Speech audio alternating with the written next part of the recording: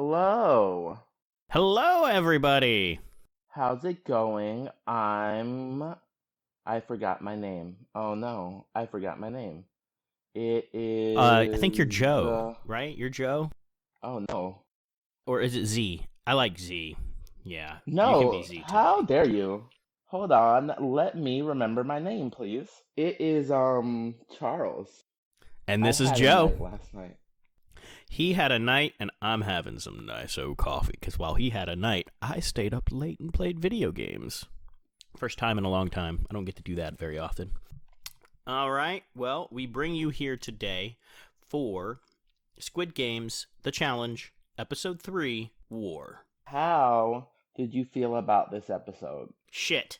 It was bad. All bad. I give it a -1. The episode? For this episode. I did not like it at all. I was so excited to get into it because of the cliffhanger on episode 2. And then we started it, and I just did not like this episode. It felt so boring compared to the other two, but that's going to happen with live games. Not every single one is going to be a banger, and that's okay. They don't all need to be a banger. See, I liked this episode because it was different. Why do we have to be so different? It makes sense though.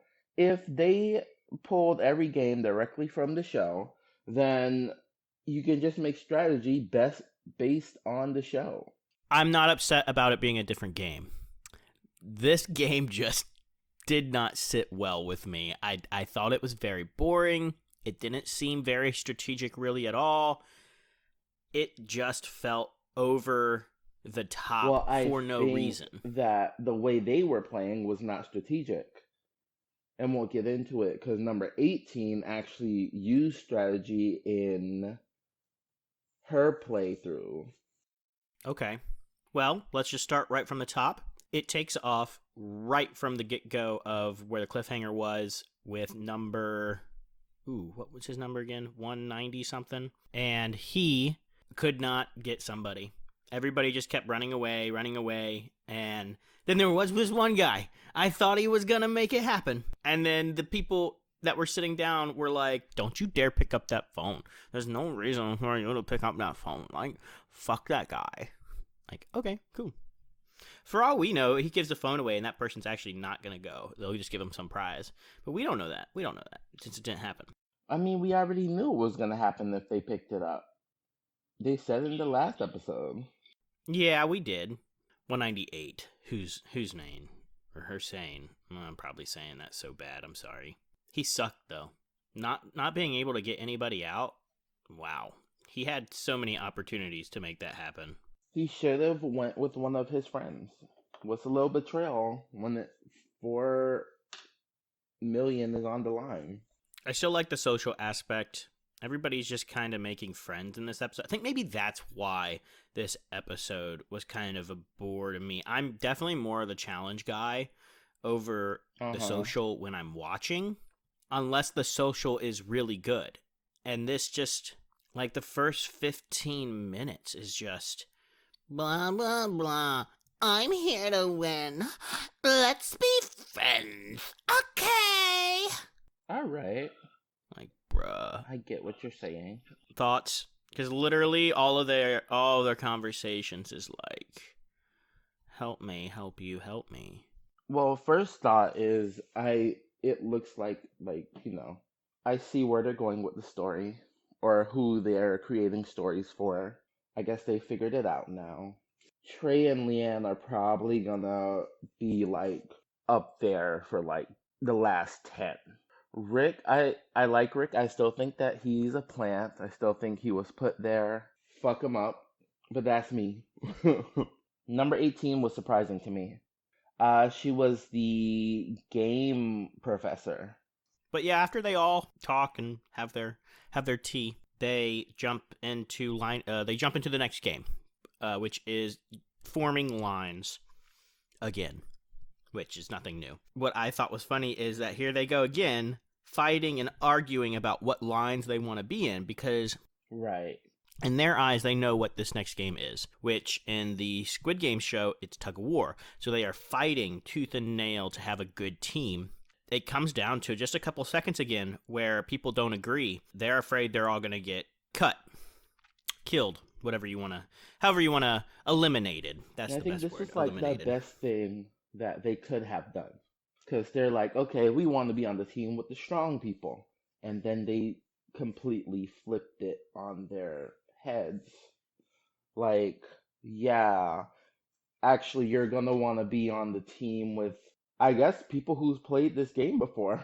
Yeah, the curved side of this was actually nice of them to like mess with them. So that was really nice because as soon as they announce what the game is, they're like, "Oh my god, what did we do?" This game kind of fucks people up who were doing their alliances based on physical strength, like physical prowess, as their alliance base kind of fucked them over, you know? Yes. This part here might all be for you. I really was not into this game and don't really recall most of what happened, unfortunately, because it was just like, Let me shoot some missiles. Let's play a little music in the background. Ooh, let me shoot Okay, this so it's missile. more than Oh, that. I So got him. when you get a hit, then you know you have one of four directions that you can go again. Now, if the other team also has a hit and it's on a shorter boat, that means they have more chances to get your side eliminated than you do for their side. with this first team, I don't think I was too wrapped up in it. I feel like nobody was on either side, right? Or was first team mom and son? No, mom and son was like the third team. Okay. I thought they were with the captain. Wasn't that this one? No, you're right. It's not this guy. So first team, I don't think I had any like money on the line. Money. Any skin in the game is probably the best way to put it. I didn't care who died and who left on this one. It just felt like they were trying to put more emphasis. Oh, this was the 4321 guy. Yes, that's correct. I was so happy about that. Fuck him. Should have been out first step. And so, yeah, so obviously we just let you know that 4321 left in first mission. Or first battle. Not first mission. The second one is mom and son. This is the one where I had skin in the game. And I really enjoyed this particular section because it actually gave me like anxiety. Didn't really care too much about the new people they were introducing in their stories too much. I did enjoy the captain's story a little bit, but in games like this, it really like it's turn based. You have to assume that you've already lost, in my That's opinion. where the strategy comes in, though. It's like you just need to get one hit, and now you have one of four places you can go to get them out, depending on how they position their ship. So if you get the hit, you can either hit to the left, to the right, you can hit above or below. We get through this one, and I tell you, I've got anxiety, but Blue Team's captain just got so lucky because Mama Bear and Son were going down, man. They were going to go down. Also, the other thing about this particular game is it's not just who wins or loses. If your ship goes down, you are out. Two ships go down. The people that are in those ships are out, but the people who survived survive, and the captain and lieutenant go down with the ships. So, honestly, if you pick to be captain or lieutenant, you're more likely to go home It's high risk, high than if you were in reward. a ship, in my personal opinion. Captain and lieutenant, you know, if two of them are out, you're leaving with whoever was eliminated. However, if just one ship's out, but you still win, sure, those people are eliminated, but you're safe no matter what. Now, if you're in the boats, you don't know if you're going to be eliminated or not. Mm-hmm. That's very true. Everybody could end up surviving if the other team is that unlucky. There were no eliminations. That is correct. He saved everybody. That's why I'm saying he was very lucky because that didn't happen with any of the other teams, and he just got lucky. That's all this game is. There is no strategy in this game. It is a pure luck game.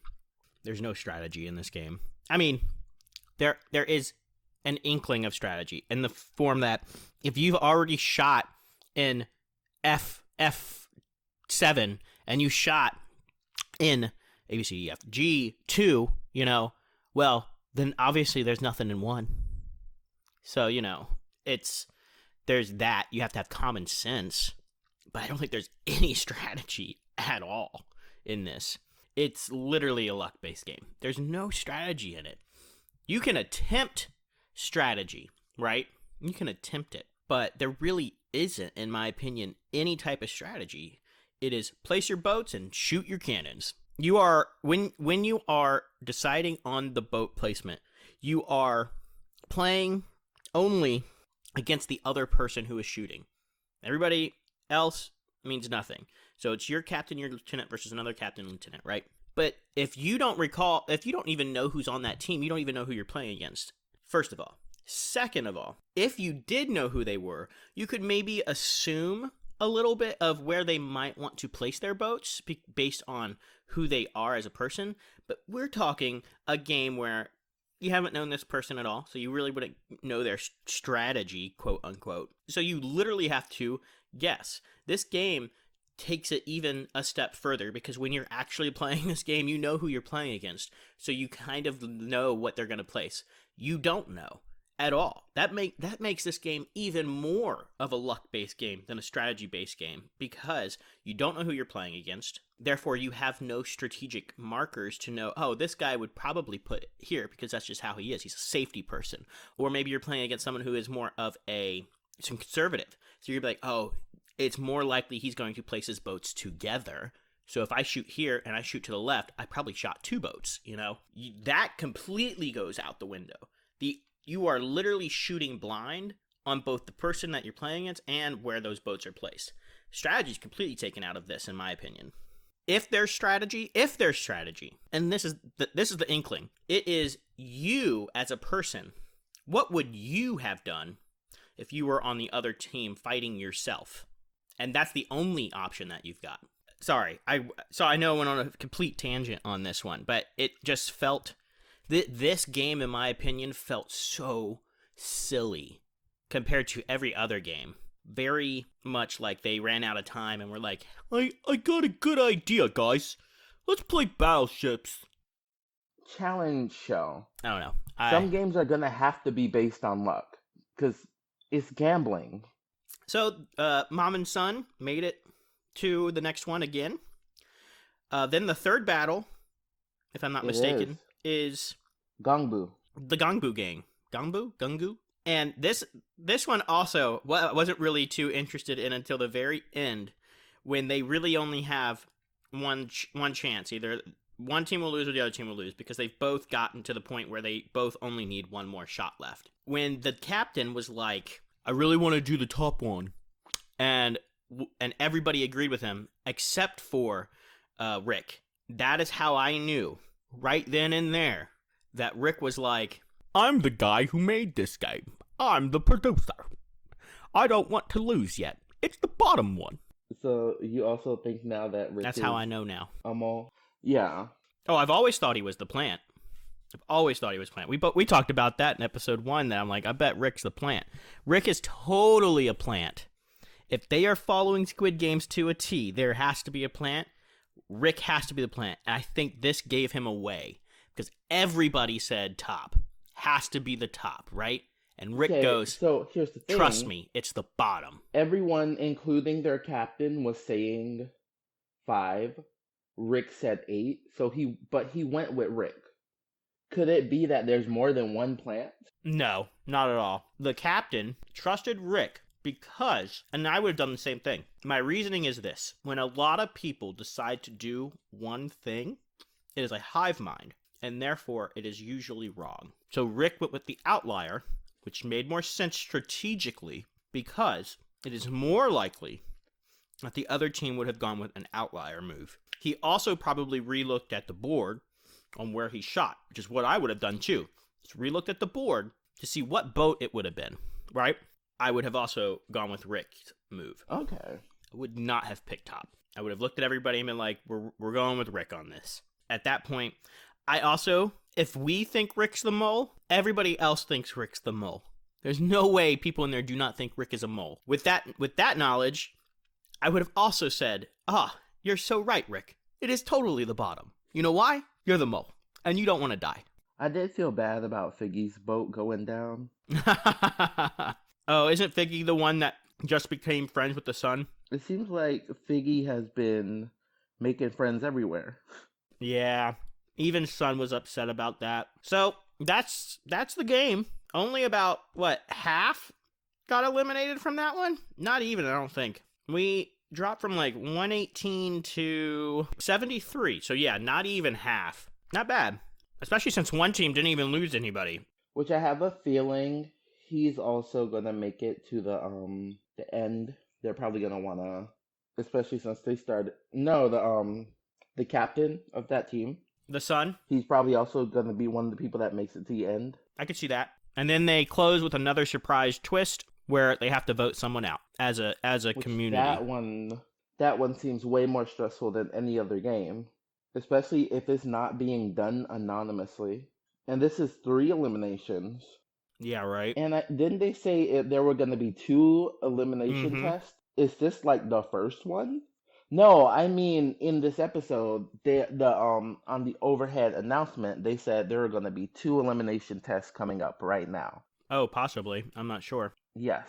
And that's how they end episode 3, guys. I am excited to see the continuation of this show. I am invested now, for sure. I did like episode 1. I liked episode 2. Just because you have one bad episode doesn't make you a bad show. For some people, episode 3 probably isn't a bad episode. But in my opinion, very slow compared to the other 2 episodes. Just not top notch. Maybe it came down to editing. Maybe it came down to production. Maybe it's the interviews. Maybe production was like, I don't have enough content here. We need to add in some bullshit. Regardless. I can still take it or leave it. That's episode 3. Yeah. Yeah, take it or leave it. At this point now, I think this show's only 8 episodes. Maybe it's 12. So we're either getting close to the mid or we're almost to mid. With that being said, I feel like who do you think's gonna win? Leanne's probably going to get close. Leanne and Trey are going to get close. And one of them is going to go and the other one's not. Or if production wants to create a story, they get them there where one of them has to go up against the other. Yeah. That's mom and son, right? Depending on what's coming up next, I do believe that 18B is probably also going to get up there. Okay. All right, guys. Well, that's episode 3 in a nutshell. We'll be back with episode 4 next week, and I hope to see you all there. And this is Joe. And Charles. Bye. Bye.